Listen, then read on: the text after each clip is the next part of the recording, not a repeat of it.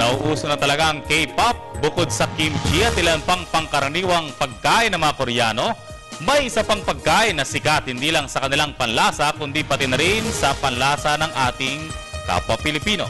Ito ay isang uri ng biskwit na sa unang tingin ay kakaiba ngunit pagkain ay tiyak namang masasarapan ka. Abay, patikimin mo kami niyan, Rocky Ignacio.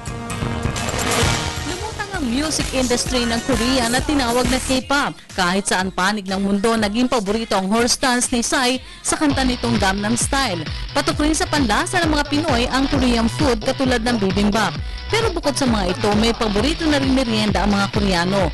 Ang Snishkuken, ang biskwit na nagmula pa sa Germany.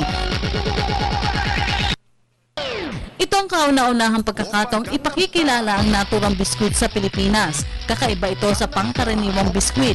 Hindi ito maliit na piraso, isang buong bilog, sugar-coated na mistulang snowball. Bagamat hango sa ibang bansa, nilagyan ito ng kakaibang paraan na tunay namang kinagiliwan ng marami. Kailangan kasing pukpukin ito bago kainin. Mahilig daw kasi mga Koreano sa malulutong na pagkain kaya ibang diskarte ang kanilang ginawa na tunay namang naging paborito partikular ng mga kabataan sa Korea. Java is snowball because why in Korea make it so crunchy.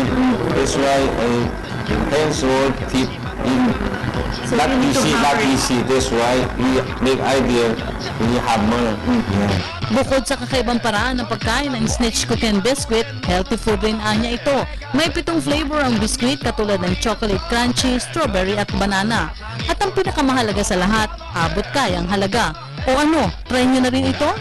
Para sa Telebisyon ng Bayan, Rocky Ignacio.